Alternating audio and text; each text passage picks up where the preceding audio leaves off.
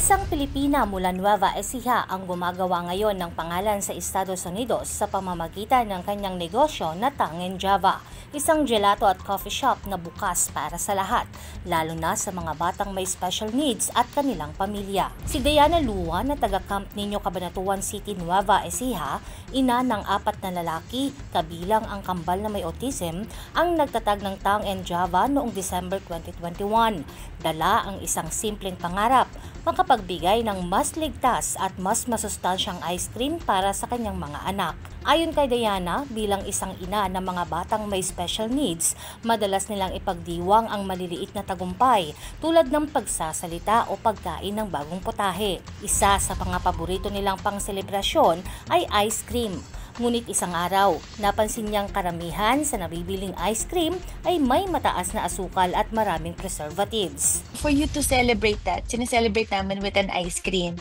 So nagpunta ako sa local store namin, bumili ko ng tub ng ice cream ba? Alam mo yung sa store.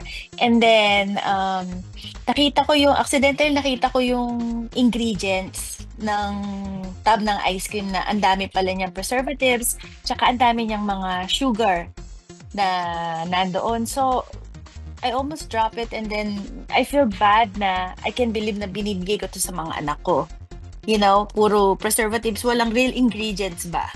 Dito niya naisip na lumikha ng sarili niyang gelato na walang artificial ingredients, gamit ang natural at lokal na sangkap na mas ligtas para sa mga bata. Kasabay nito, naisipan niyang magtayo ng coffee shop para sa mga magulang.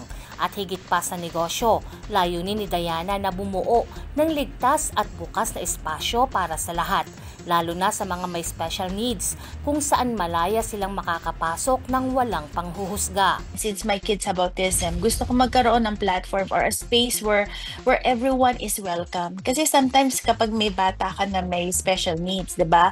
Minsan meron silang mga steaming and stuff, karamihan ng mga business or mga other tao na naiirita sa mga ganong klaseng bata.